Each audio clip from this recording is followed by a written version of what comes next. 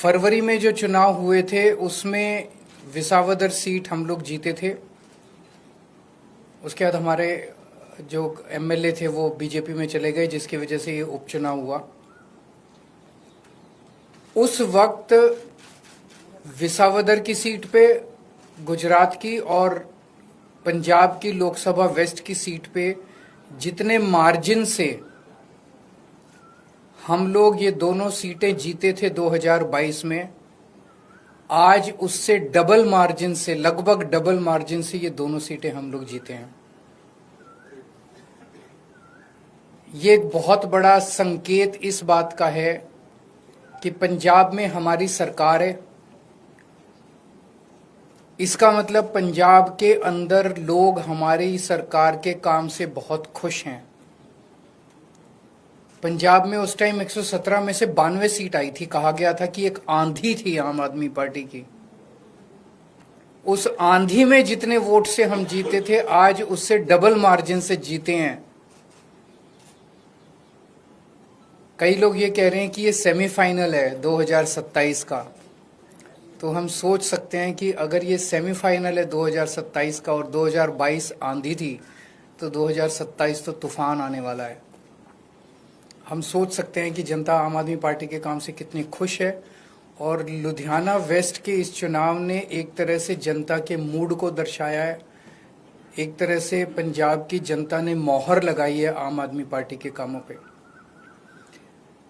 विसावदर के लोगों ने भी डबल मार्जिन से हमें जिताया है। जितने मार्जिन से उन्होंने हमें 2022 में जिताया था, उससे डबल मार्जिन से जिताया है। अक्सर कहा जाता है कि बाईपोल में रूलिंग पार्टी जो होती है वही जीतती है। गुजरात में रूलिंग पार्टी बीजेपी है और बीजेपी की तो इतनी पकड़ है शासन के ऊपर, प्रशासन के ऊपर, पुलिस के ऊपर, सारी एजेंसीज उनके पास है। और जिस तरह से साम दाम दंड भेद सारे तिगड़म लगा के बीजेपी चुनाव लड़ती है, उनसे गुजरात के अंदर चुनाव लड़के जीत पाना तो बहुत मुश्किल है। तो अगर डबल मार्जिन से लोगों ने ये वोट दिया हमें, तो ये दिखाता है कि गुजरात के लोग अब 30 साल के बीजेपी के कुशासन से कितने ज्यादा त्रस्त हो चुके हैं। और अब जनता अपनी आवाज उठाने वाली है। जनता ने अपनी आवाज उठानी शुरू कर दी है। और ये दिखाता है कि आम आदमी पार्टी की पॉलिसीज के ऊपर और आम आदमी पार्टी ने जो पंजाब और दिल्ली में काम किए उसके ऊपर गुजरात की जनता ने भरोसा दिखाया है। आम आदमी पार्टी पे भरोसा दिखाया, आम आदमी पार्टी की लीडरशिप पे भरोसा दिखाया है। तो गुजरात में अब बीजेपी की से तंग आ चुके हैं और आम आदमी पार्टी लोगों के लिए एक उम्मीद है। 2022 के चुनाव में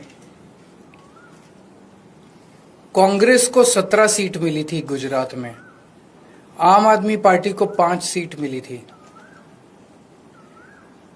पिछले 3 साल में कांग्रेस के 5 एमएलए छोड़ के चले गए बीजेपी में। आम आदमी पार्टी का 5 में से 1 एमएलए छोड़ के गया बीजेपी में। इन 5 सीटों पे जो कांग्रेस के छोड़ के गए थे, पिछले साल चुनाव हुए थे, 5 की 5 सीट कांग्रेस हार गई और बीजेपी के पास चली गई। एक सीट पे जो बीजेपी ने हमारा एमएलए चोरी किया था, आज बीजेपी से हम वो सीट वापस छीन के ले आए हैं। इससे ये दिखाता है कि गुजरात के अंदर टक्कर सीधे बीजेपी और आम आदमी के पार्टी के बीच में है। अभी भी 2 सीटों पे चुनाव हुए, 1 सीट बीजेपी जीती है, 1 सीट आम आदमी पार्टी जीती है। और ये दोनों जगह चुनाव कांग्रेस और बीजेपी मिलके लड़े। अब कांग्रेस का स्टेटस सभी राज्यों के अंदर एक ही रह गया है, बीजेपी के हाथ की कठपुतली बनके बीजेपी को जिताने की कोशिश करना। विसावदर के अंदर जिस तरह से कांग्रेस ने, दिल्ली के अंदर सबने देखा जिस तरह से कांग्रेस ने बीजेपी की मदद की। विसावदर के अंदर जिस तरह से कांग्रेस ने बीजेपी को जिताने के लिए पूरी एड़ी चोटी का पसीना लगा दिया। पूरी की पूरी कांग्रेस की लीडरशिप, टॉप लीडरशिप जो है वो बीजेपी की जेब में बैठी है, बीजेपी के हाथ की कठपुतली है।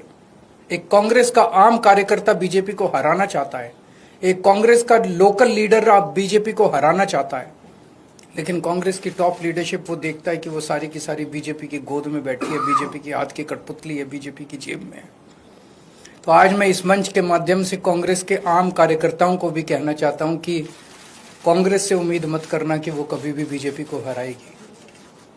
उनकी बहुत कोजी रिलेशनशिप है टॉप पे। केवल और केवल आम आदमी पार्टी पूरे तन मन धन से इस देश को और राज्यों को बीजेपी से बचाने की कोशिश कर रही है। जो अच्छे कार्यकर्ता है कांग्रेस के वो सब छोड़ के आम आदमी पार्टी में आ जाओ।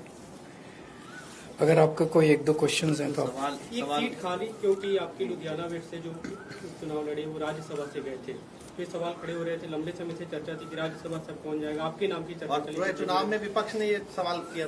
राज्यसभा से कौन जाएगा ये पॉलिटिकल अफेयर्स कमेटी तय करेगी हमारी, लेकिन मैं नहीं जा रहा, केजरीवाल नहीं जा रहा। आपने तो मेरे को कई बार भेज दिया अभी तक। मैं राज्यसभा में नहीं जा रहा, लेकिन कौन जाएगा ये पॉलिटिकल अफेयर्स कमेटी तय